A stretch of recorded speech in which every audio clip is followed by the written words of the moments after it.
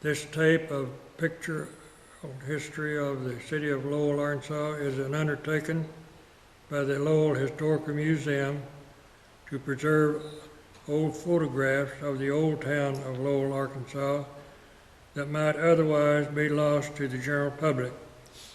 These photographs represent our rich heritage and our city's past and looking forward to our great future.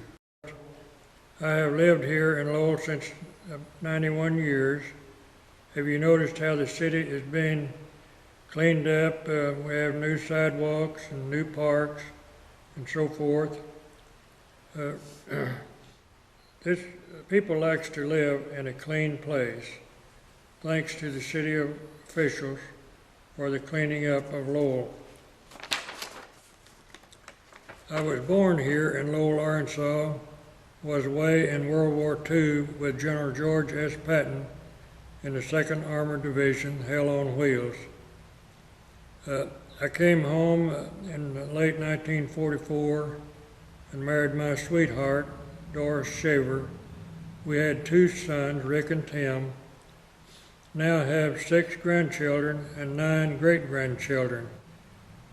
I dedicate this DVD to all of the children of the Lowell Elementary School and to all the children of my school, the Elsie R. Tucker School, and my hope is that each of the kids will get a good education. Now let us look at some of the old buildings that have long been gone and some that are still standing. Lowell has a great history. That's great, Mr. Tucker. Let's just start out with the location of where the Lowell Historic Museum is right now, at the corner of Jackson Place and McClure. I understand that where the Lowell Museum is right now, at one time there was a blacksmith shop there. Is that correct? That is right. Wow. What can you tell us about that blacksmith shop? Well, I do know quite a bit about the blacksmith shop. I do not have a picture at this time of the blacksmith shop, but my dad used to work there, and I can remember when we had a dug well, which most of the wells in Lowell were dug at that time. Yes, sir. And they had a big horse trough there where the people could come and bring their horses when they were getting them shoed and so forth to a big watering tank. And I remember when I was on the street commission that this dug well, it was about 50 feet deep, and I had the privilege of filling it up with the trash from Lowell. It's long So gone. that was, still to this day, you can still, if you do any landscaping around Lowell, you'll dig up a horseshoe. Is that right? It's So that was pretty much a full-service blacksmith shop, wasn't it? blacksmith shop, it sure was. Did you stay where you was there overnight if you needed to? Yeah, and they also had a livery stable on down just north on Jackson Place where you could leave your horse and they'd be fed and taken care of. I see. Well, of And course, then- the turn of the century, that was pretty much a mode of transportation around Lowell. You wasn't bet, when people come to Lowell, to the grocery stores, which back at that time, Lowell was not really in existence till the railroad came through in 1981, and we originated from a little town of, used to be Crossroad before the Civil War, and later Bloomington, and stagecoach route out of Tipton, Missouri to San Francisco. They had a stop there, and the reason we got that nickname Mudtown, which we celebrate every year here in Lowell, was a stagecoach driver came out after a rest and found the bed of the stagecoach plumb down. The wheels were out of sight in the mud. Sank in the mud. And Now, he that's said- a location out on Old Wire Road. On is the that old correct? War Road, just a mile east of where we are now. Yeah, several years ago, the Historic Society in here in Lowell put up a marker out there. Yeah, we sure That's one did. of the things on our walking tour we're going to get to later on. Well, I think it's very interesting about the fact that the blacksmith shop is right here in the middle of town, and of course it was the heartbeat Yeah, part of the community, and everybody used it. yeah, Had to have anything repaired, that's where you went, wasn't it? you bet. After the railroad came through in 1881, Lowell became quite a prominent city back in the early days. In 1924 and 25, I would like to give you a list of the things that happened here in Lowell and what The heading of this is Lowell, Arkansas, the village of a happy little home in Arkansas. Well, And we had quite a bit with apple business was really thriving at that time, and what year was this printed, sir? 1924 and 25. 1924. And we had following enterprises here in Lowell at that time, 1924 and 25. We had two evaporators that manufacture of apple products, and one of those was here at Lowell, where the Lowell Elementary School is now, and then one where the new street department buildings are here in Lowell. And my mother and dad used to work at the one here in Lowell, and I can remember it very well because I think I was about 6 or 7, 8 years old, and they provided a big sandbox out in front of the evaporator for us kids to play in while our parents worked. You mean there wasn't any daycare back then? No, they didn't have a daycare back then. We didn't have a daycare here in town No, then. we sure What did we have in town as far as Well, we businesses? had, as I said, two evaporators and one general merchandise store. This included everything from drugs to clothing, and had one hardware store, and then we had one restaurant with a confectionery. And by the way, I remember Turner Pinkston used to be the candy man here in Lowell, and he made candy and sold it here in this where the restaurant was. Well, I guess Mr. Pinkston was really popular with the children, wasn't he? Yeah, he was. Yeah, he sure was. Yeah, and then we had 5 grocery stores. 5 groceries? Yeah, at that in 1924 and 25. Just think about that now. Wow. And we had, as we talked a while ago about the blacksmith shop, we had also one lumber yard and one garage, and I had 2 up-to-date produce houses. And those produce houses was really a prominent place because they did a lot of shipping by rail of the fruit that was grown in this area, mostly apples. And we had 3 filling stations and 1 bank. And by the way, Jesse James at one time stayed over and spent the winter from the policeman in Missouri in the hotel here at Bloomington, and they didn't worry about him because they only had 1 bank and they could just watch it pretty close. And the fruit shed was very prominent. I can remember when I was a young boy, I could see the wagons lined up here, which is now McClure, coming into Lincoln Street where the fruit stand was. You'd see apple loaded on wagons with wooden barrels. That's how they. So they'd harvest the apples, put them in wooden barrels, Yeah, and put bring them them in over to wooden barrels, bring them the railroad head here, Yeah. where Mm-hmm. the fruit, Yeah. processed everything, then they shipped it out. Yeah. We had 2 churches at that time. One of the churches was moved from Bloomington, which is the origination of our First Baptist Church here in Lowell now. I see. And that was one of the buildings that was moved from Bloomington when the railroad came through. We had a 2-story brick building, which was just down the street here, close to where the evaporator was. You'll see the water tower still standing there with that walnut tree. That was the first school. My mother went to it. And later on, Lowell had a hotel, and they used it for school also before they got that building built. And there was a lot of the kids here in Lowell that went to Gorge Springs before we had anything here in Lowell. That was just about a mile or so west of Lowell. Gold Springs School. Gorge Springs School. About what years was that, sir? Well, that was the early days after the railroad came through. And, After 1881? yeah, 1881. I see. The campus down here at this 2-story brick building by where the candy factory later was had about 4 acres of campus I see. there for the kids to play. And we had 1 complete canning factory and had 24 hours of electric service. I see. Now that was something. electric Things were service. booming in Lowell in 1924. Yeah, weren't they? They yep. certainly were. Yep.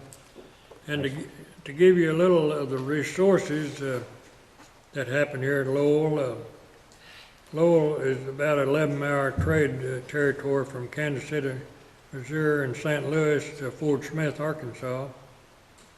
And our farms were most all fertile land. One 40-acre orchard here in Lowell produced about $16,000 worth of apples in 1 year. That was 1924. That's a lot of money in Yeah, 1924. wasn't yeah, it? our growers had a lot of strawberries. They received $1,203 from about 1.5 acres of strawberries back in 1924. Raspberries yielded the farmers about $500 per acre. And in the year 1925, a rhubarb grower here in Lowell averaged around $500 per acre. Green beans filled the grower's purse also. Our canning factory had an output per day of 40,000 cans, and the labor that per day to the people around Lowell was $180 a day. Tomatoes per day were $272.20. Lowell had an abundance of pure water from deep wells. They said deep wells, but it's only about, most of the wells in Lowell could not even be drained down to clean them out. They had such a good stream at 50 feet deep. Really? And our winters were open and very mild, and the sports at that time consisted of fishing in the summer and chasing a red fox in the winter. That's pretty good sport, Yeah, wasn't that's it? pretty good sport. When things were booming, Lowell was a good place to live in 1924, it seems like.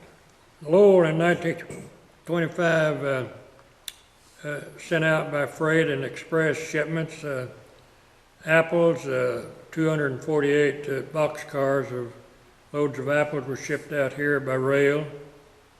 And we had 9 carloads of grapes per day going out of Lowell by rail, 25 carloads of strawberries, and mixed peaches and so forth, about 7 cars. Canned tomatoes, 25 carloads, and green tomatoes, 9 carloads.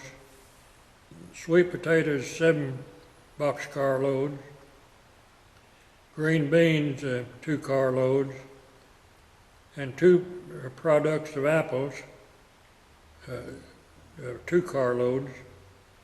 This consisted of dry apples that they processed in evaporators, and I remember my dad having to fire the broiler stoves underneath the slats where they sliced those apples and preserved them to ship out. They'd dry them to a certain stage, and then they had to put sulfur over that to preserve the apples after they were dried to ship out. And grape growing in the area was coming into infancy, and within the next few years, after 24 and 25, grapes became one of the leading industries of Lowell. And then the broiler industry became in, and lots of the farmers had a good luck with the poultry industry. And 1,000 acres are now being planted in 1924 in strawberries.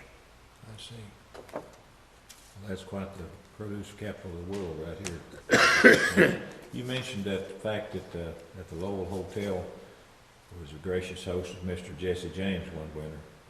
Yeah, that was in Bloomington. That was in Bloomington. Mm-hmm. Yep. And he stayed, at least I know one winter time there when he was running from the sheriff in Missouri. And one of the gentlemen here at Lowell, Mr. Claude Nail, at one time had a letter, and I'm not sure, I think it may be printed in the bits and pieces that the museum had copied back in a few years ago, about 1976 during the bicentennial.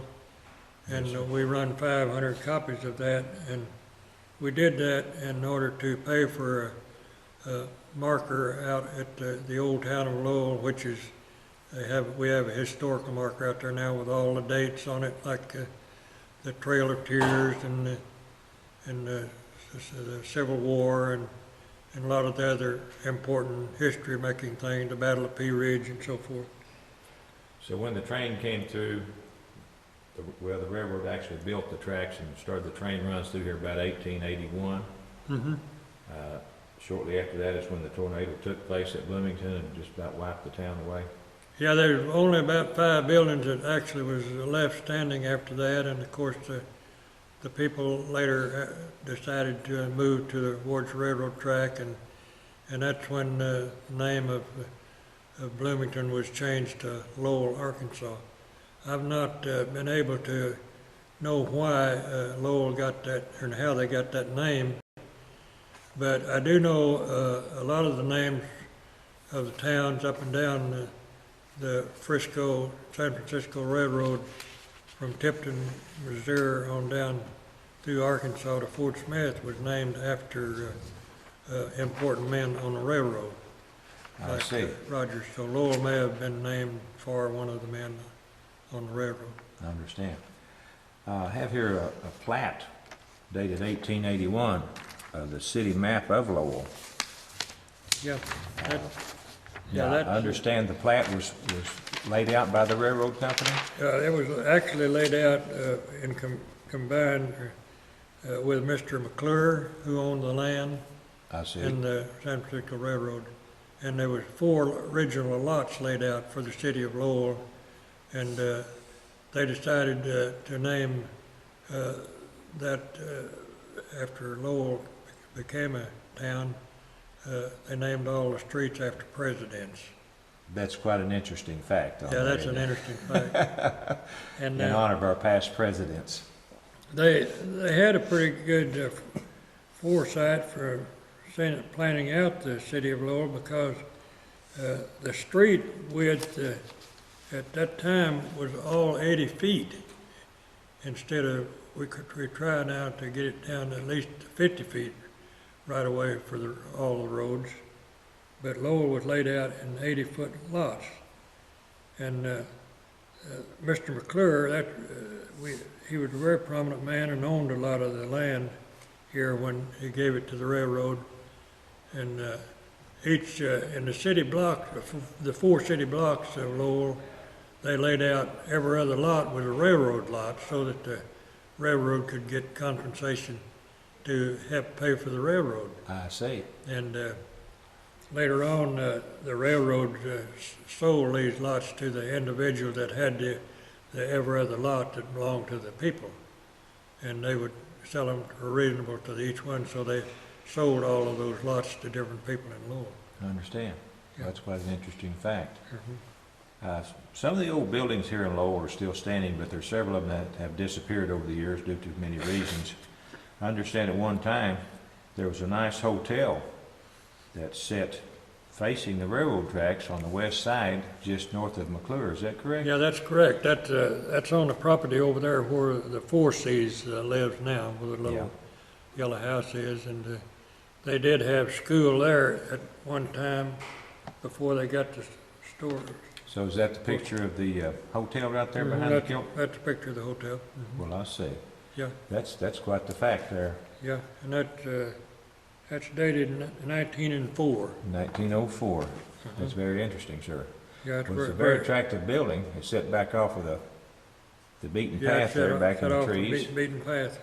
Sure did. That's kind of nice. What happened to the old hotel? Do we know? Yeah, the old hotel that burnt at one later on, and of course we had quit having school there since they'd built the other schools down here by the Monroe now. The street run in front of was Monroe Street. And, Yes, sir. And then they later built a can factory there. I see. Well, that's pretty interesting. You know, you mentioned all of the fruit growing on around here and the fruit dryers and evaporators. I believe there was some talk about a very nice size evaporator where your parents worked down where Lowell Elementary School is. Can you tell us about what years that was in operation? See, I was about 9 years old, and I was born 1918. It was in the early 1900s, or late 1900s, I guess you'd say, because all of this land in here at one time I can remember was apple orchards. Yes, sir. That was one of the big money things for the farmers at that time. And one was here, like I said a while ago, by the new city street department buildings, and then the other one is was down at the Lowell elementary school. I see. There's a picture there of the one over here by the railroad track, and I did have a picture of the other one in the book, but it was down here by the Lowell elementary I school. think it's marked there with the brochure in the Lowell book there. Yeah, it's in this Lowell book here. It's marked there where the brochure is. Well, that's two full-size operations that of top, drying apples. That's You can see the apples all poured out on the ground. quite the deal. Well, what about a little bit later on when we got more automobiles running through the area? Was there a need for repairs and service, things like that? Who picked up that? I didn't quite understand I you. said when the automobiles became pretty much rampant and took over for the transportation, Oh, who took care of the automobiles in town?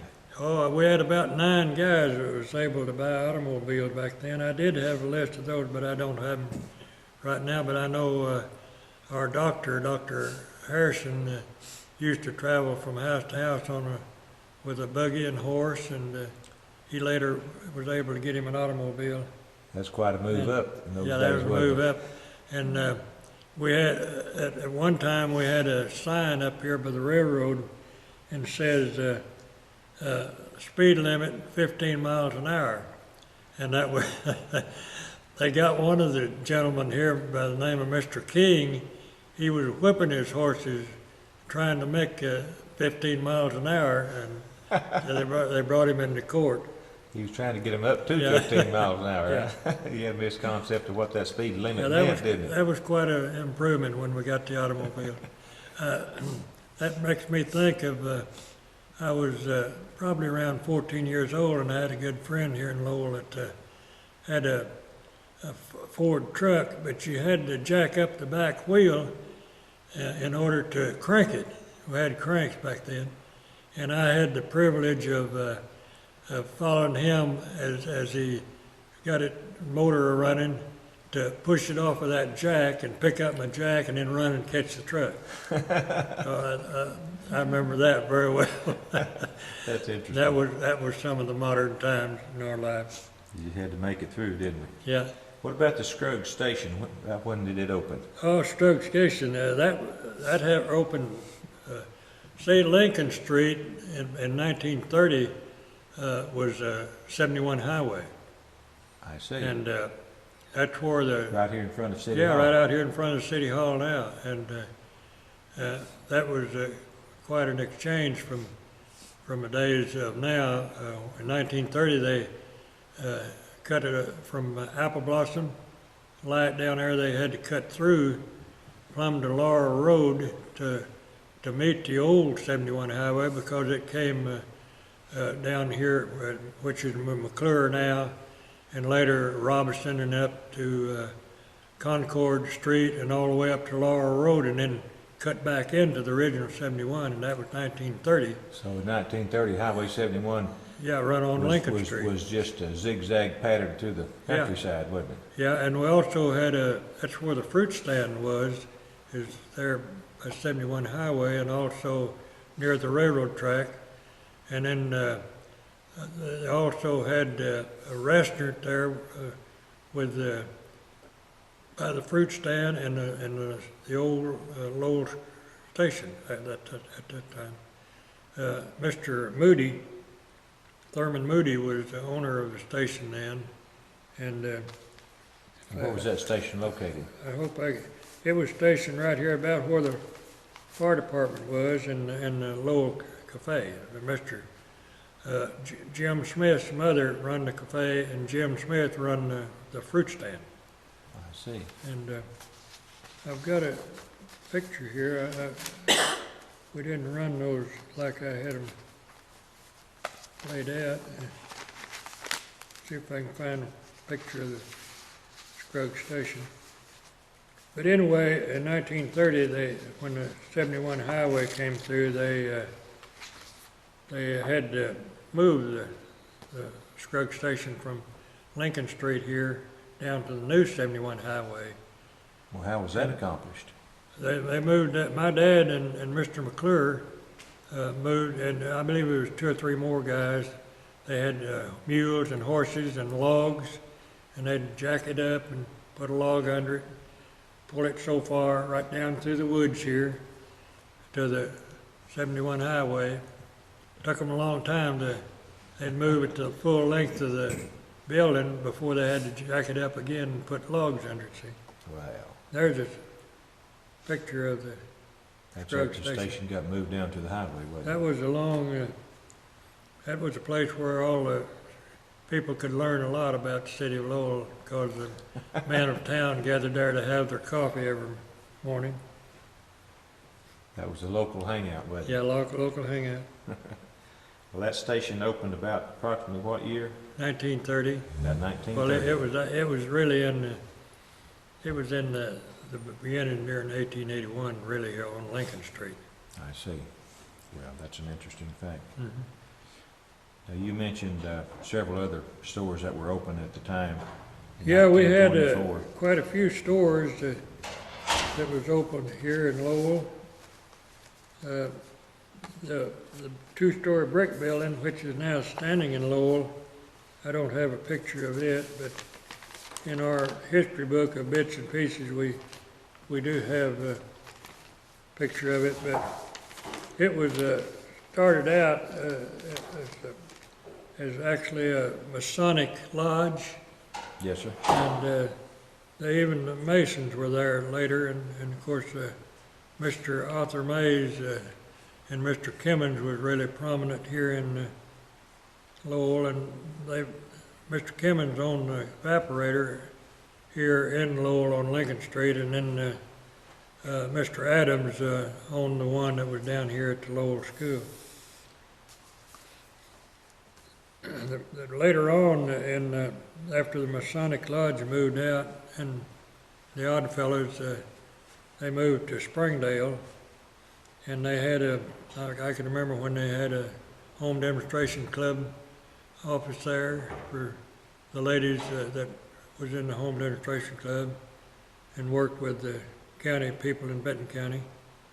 And then also later they had a movie theater there. In that same in this building. same building.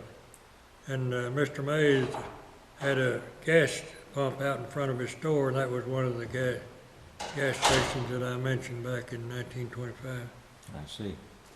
Well, you mentioned there the history of the 2-story brick building, which sits on Jackson. Yeah. Now, I understand that the building was built jointly by the Masons as well as the Oddfellows organization. Oddfellows, And they co-shared that building for many years, didn't they? They sure did, yeah. I understand. Well, that's a good example of people in the community working together. Even Yeah, you though they bet. were of different Sure did. interest there, that they come together and built a usable building that was used for many years by several people in the community. That's a good point. I guess we could all take note of that today, couldn't we? You bet. At the present time, Lowell had, well, not at the present time, but in I guess probably 1981, they only had 2 churches. And now we have 5 or 6 churches in Lowell. But it was a Presbyterian church, and then the First Baptist Church was moved from Bloomington, and that was the only 2 churches back in 1881 I see. in Lowell. Well, we're starting out. There's been a lot of changes made in Lowell since then. I have a little document here that was given to me by Glenna Yeager this morning concerning, if I brought it, concerning the history of the Free Will Baptist Church, which was the Presbyterian Church as it started. Here's a picture of the original Bloomington Baptist Church, in which First Baptist Church of Lowell is church today. That was organized as Bloomington Baptist Church. I understand. Let's talk about the bank here in Lowell. Okay. Now, we've only been fortunate enough in past years to have one bank building up until about what year? But when did that bank open? Well, the bank came in existence here at Lowell about the time right after the railroad came through, and Lowell became a town. I can remember very well in 1929, November of 1929, my uncle was a cashier. He was actually the cashier at the bank, and he was at the age of 3 years old.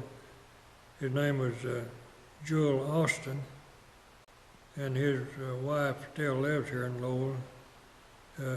Jewel was my mother's brother, and he had infantile paralysis and was crippled. But he was, at this particular time in November of 1929, the bank was robbed, and my first cousin, Clifton Smith, was in there at about the time the radios come out, and he was listening to the radio. For free. And free. And since my uncle was running it, it was his uncle too, because he's my first cousin. But anyway, the bank robber, he cased out to town all day that day, and I really didn't know that was what he was up to, but we had a city well here in Lowell, about just a little bit north of where the two-story brick building is, there at that intersection. And everybody got water there, and my brother and I were carrying water from the well to the house. We lived up the street here on McClure, just a little ways. But we came and get a bucket of water, and he was sitting there by the curb of the street there where the well was, and he hollered at me and my brother and wanted us to come over.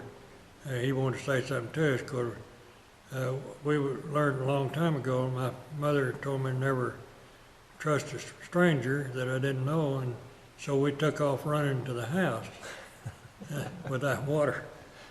And sure enough, later in the afternoon, he robbed the bank, but Mr. Cowan, we had two routes, mail routes here at Lowell at that time, and we had a passenger train which come through and picked up the mail. But Mr. Cowan came in from Route 1, and he seen the post office was just right joining the bank on the north side, but it was out even with the front of the bank, so he seen it was being robbed, and he ran across the street to Mr. Kelton's store, which L.B. Kelton. You could always know Mr. Kelton when you got close to him, because you could smell his breath of alcohol. Oh boy. His wife had a time of keeping the vanilla extracts in the store, because he drank it had just a little bit of alcohol in it. And Mr. Cowan asked him if he could borrow his shotgun because the bank was being robbed, and he said yeah, and Mr. Cowan grabbed a shotgun and run. There was an alley behind the bank and post office, and he went in through the post office and waited at the front door for the robber to come out, but he didn't realize there's only one shell in this shotgun. Uh-oh. And Mr. Cowan waited for him, and he came backing out. I can still remember it very well. And he shot him and hit him under the arm right here on his left arm.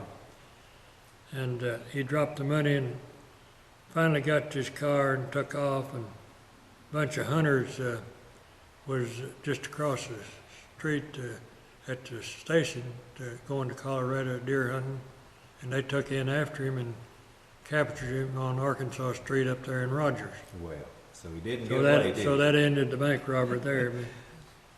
Now, your involvement that day was, you encountered the bank robber earlier in the day down by the well. Yeah, at the well. You bet. Well, that's an interesting story that you actually took part in Yeah, history making yeah. here in Lowell. Somebody asked me later on, was I the one that robbed the bank? But I said, no, I wasn't the robber.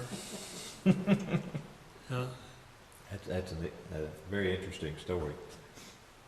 The day the bank was robbed in Lowell, You bet. 1929. November 1924, 1929. That's interesting. Shortly after that, the banks all went, they call them busted, you know.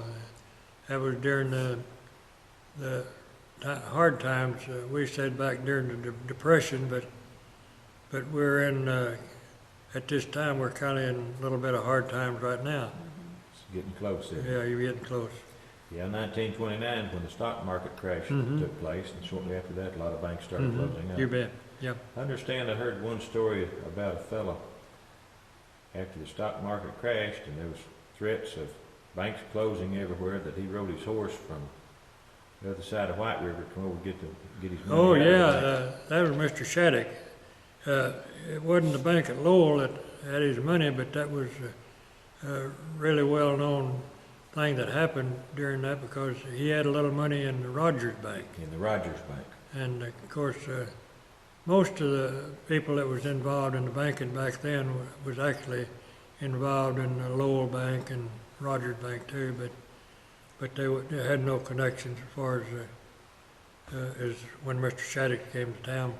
He had a Winchester rifle, and he tied it onto his saddle horn and drove into Rogers, by the way.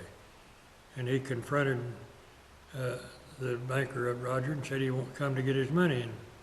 And by George, he got it. And he said, while I'm here, my sister's got money in here too, so I'll just get it too.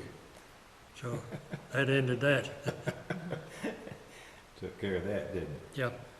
That's the way you did banking in those days in 1929. Uh-huh.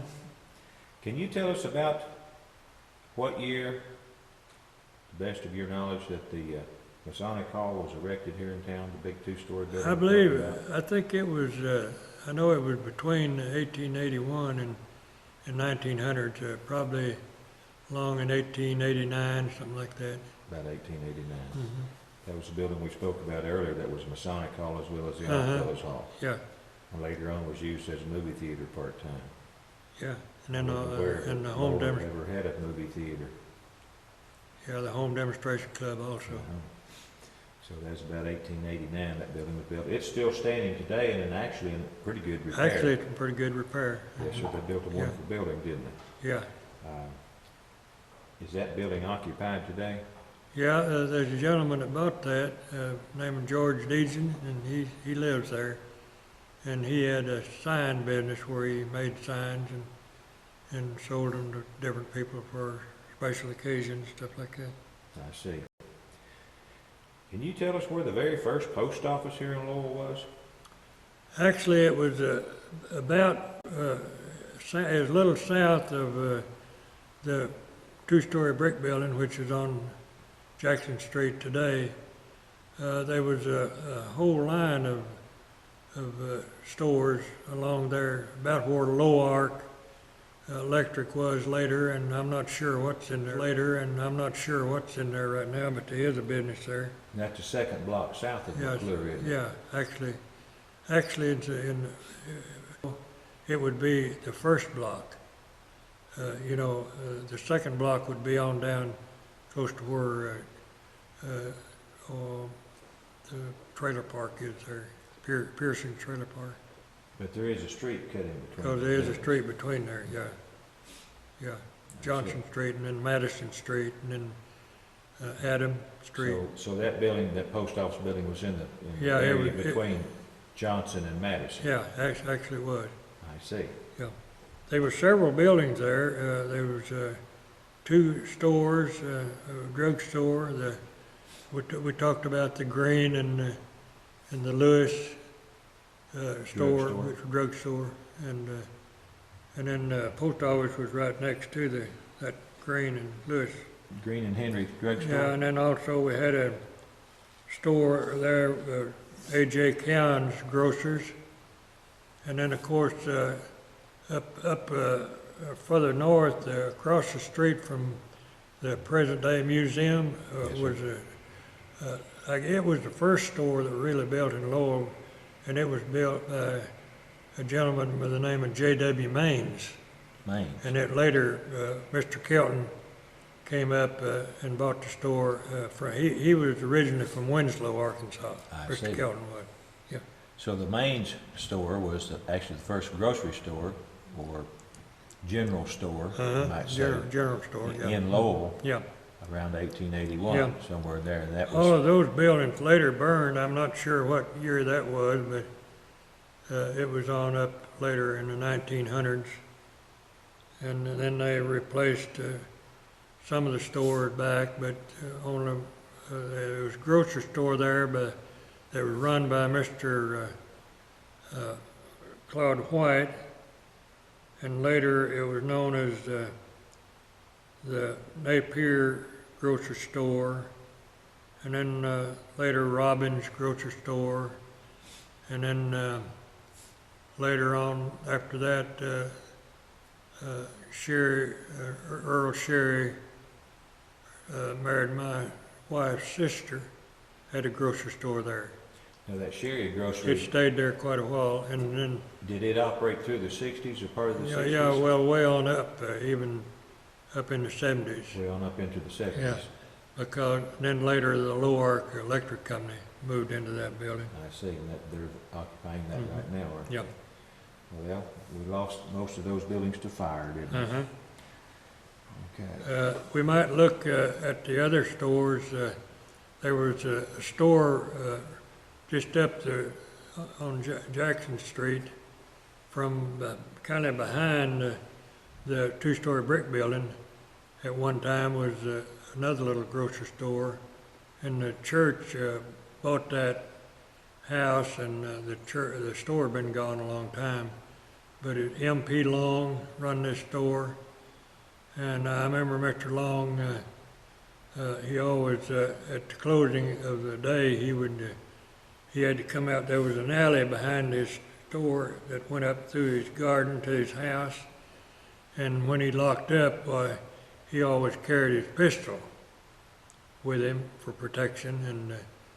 And one afternoon late, he dropped that pistol, and it went off and shot him up through his grinds here in the stomach, and he later died.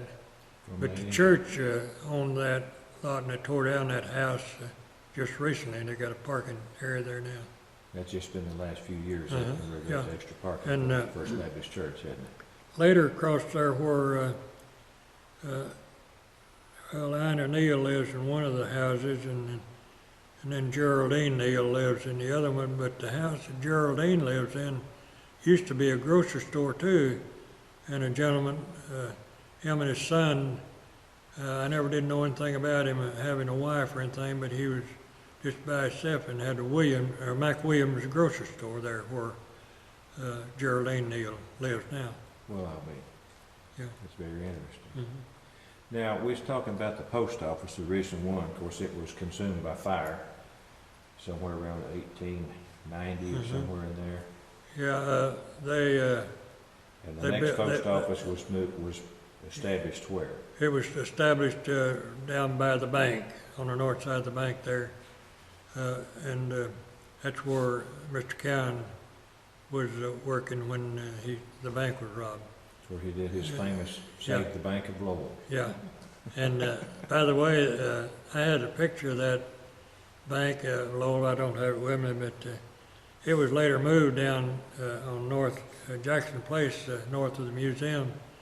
And Mr. and Miss Tillman Talbert lived in this house, and you could still see the bullet that the man that robbed the bank, when he shot at Mr. Cowan, it still was in the door facing right next to the door there in the post office. Well, I'll be. Yeah.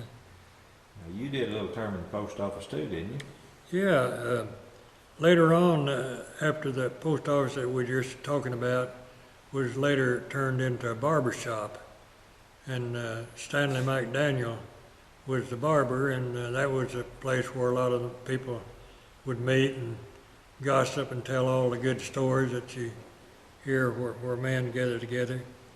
And after I came back from World War II, Harry Truman was the president, and he gave me my commission as postmaster of Lowell, and I had my post office to start out in the old two-story brick building.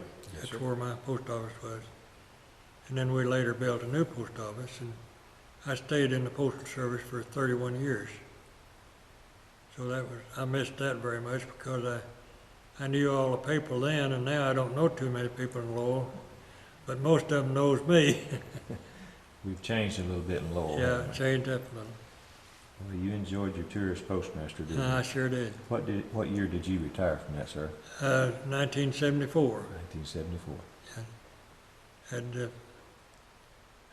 about 31 years in the Yeah. postal service.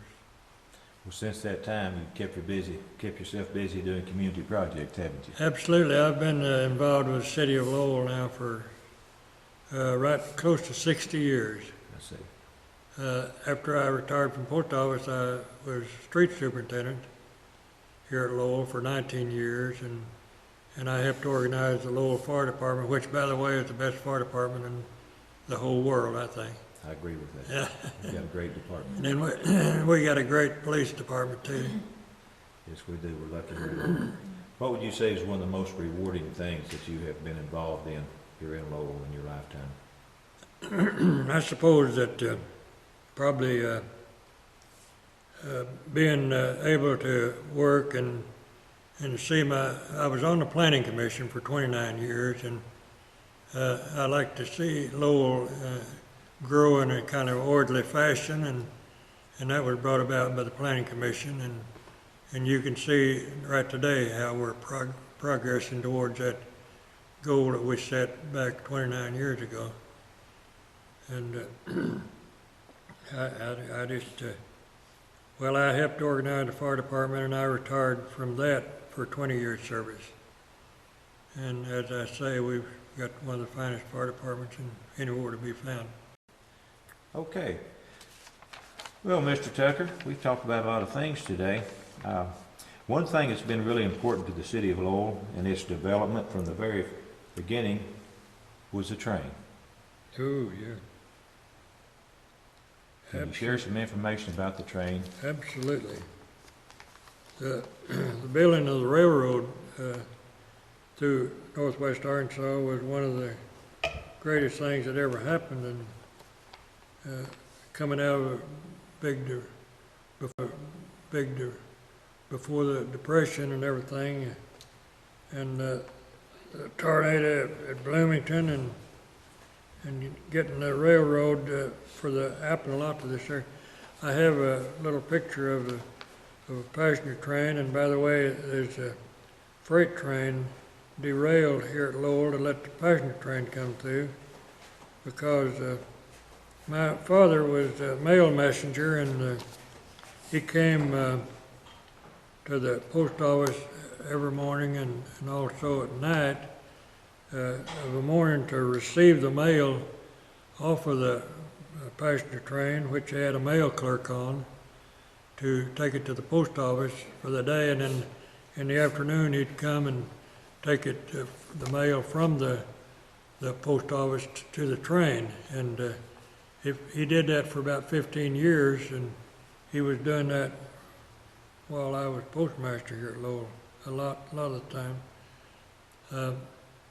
When he had a partial post for the train, he had to flag the train down with a lantern, and if he didn't have a partial post and just had the letter pouch, they had a mail crane where he could strap it to it, and the train would come through, and the mail clerk would just had an arm out and catch that as they went full speed through Lowell. So they use the old hook method. The old they just hook hang method, back yeah, out on the pole out on the hook beside the track, and as the train highball through, the other hook would snatch it off there.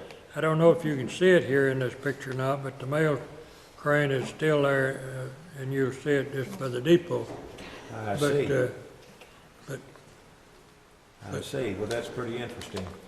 but Now, we've had some more things go. We've had some more things happen with our train here city of Lowell, we've had some couple of mishaps, hadn't we? You bet. I was 14 years old, and we had a produce here by the railroad track, which was later torn down when we built the new city hall, which included the post office. Yes, sir. And the gentleman that was driving the Southland Oil Company tanker truck had stayed here at Lowell the night before, and the Southland Oil Company had about 4 big gasoline tanks stored out here by the railroad track. And he had filled up his tanker truck and was on his way to Tulsa, Oklahoma.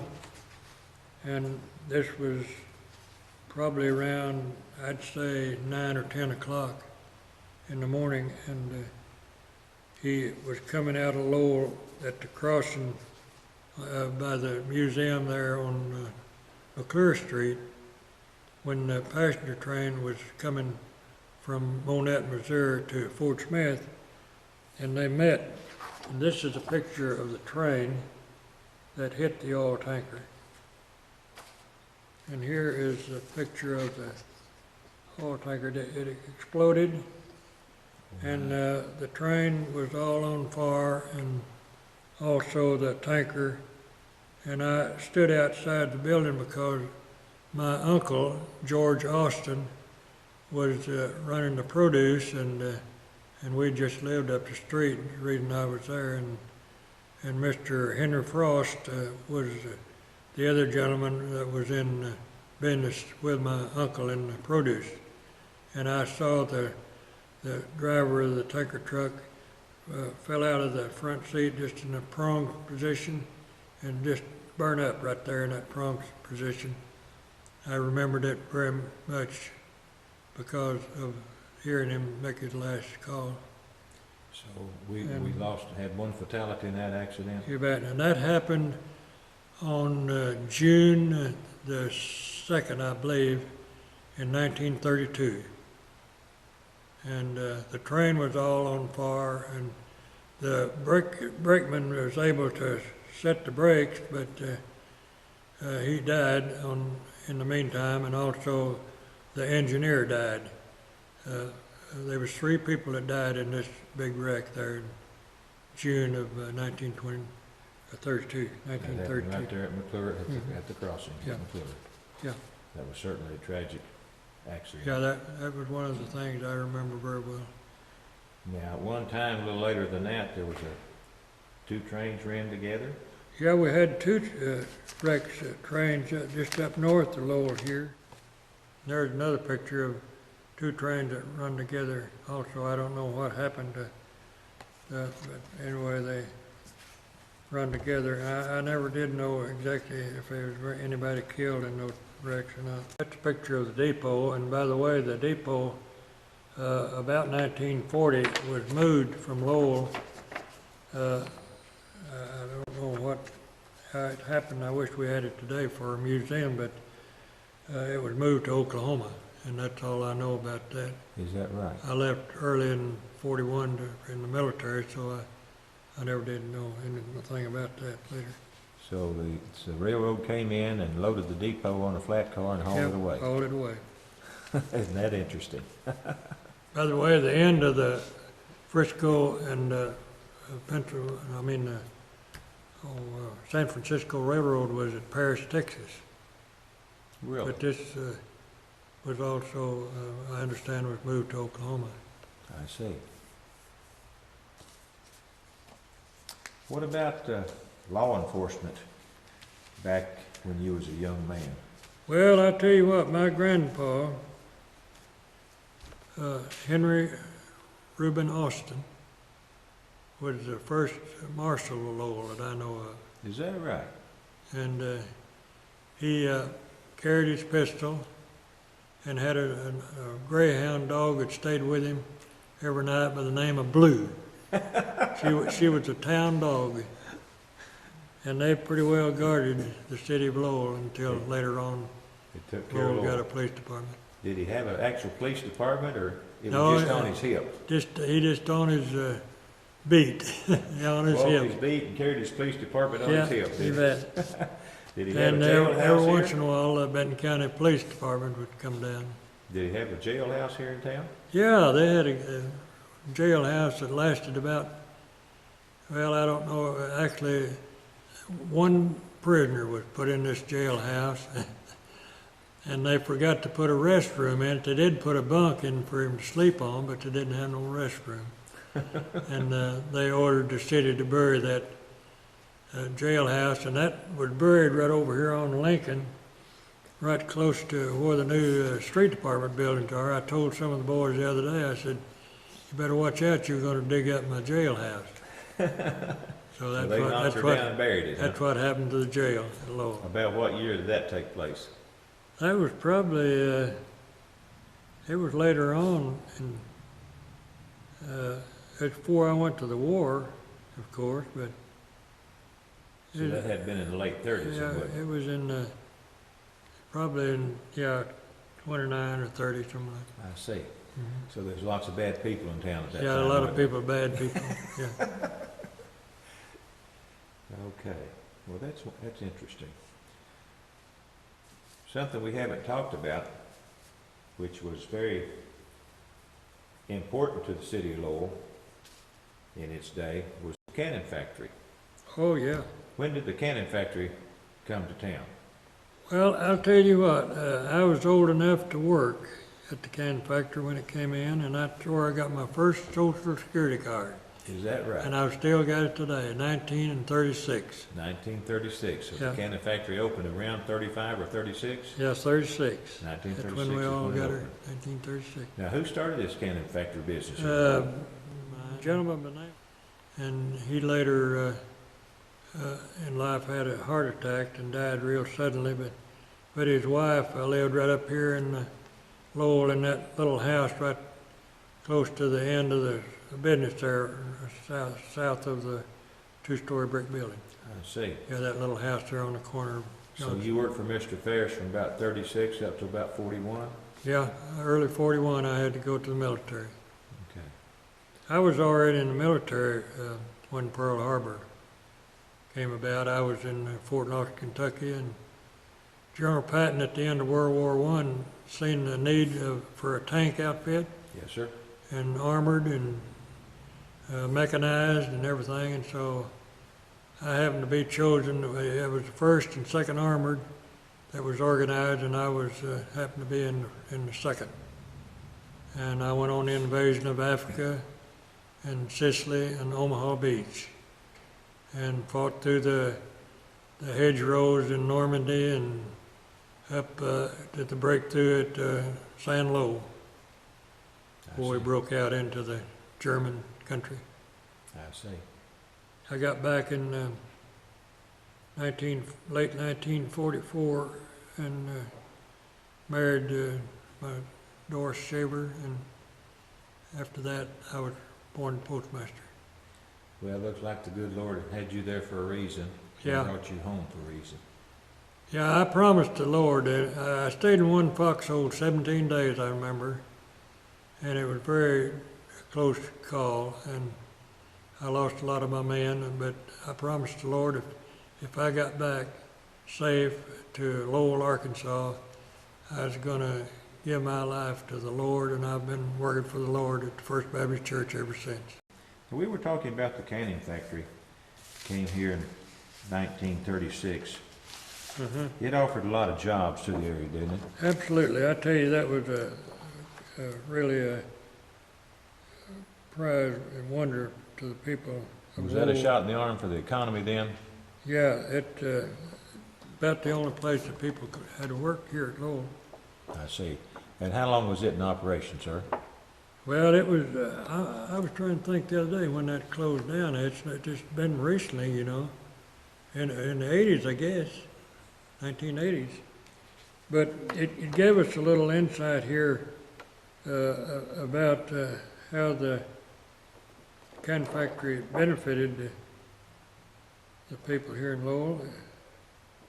Prior to the canning factory, of course, most of the produce was shipped either fresh or was dried. Is that correct? Yeah, Due to the apple dryers. they being did in a the lot area. of it told here, the output per day when it started was 40,000 cans a day, and of course they canned mostly green beans and spinach and stuff like that. I see. And Well, that's a lot of cans of green Yeah, it beans and was. spinach, wasn't it? and then the labor per day run around $180, and So that boosted that much money into the local economy, didn't it? yeah, that's pretty good for that time in '36. Yeah. That's about all I have on that. I don't have the number of people that work, but it's quite a few people. That's fine. Okay.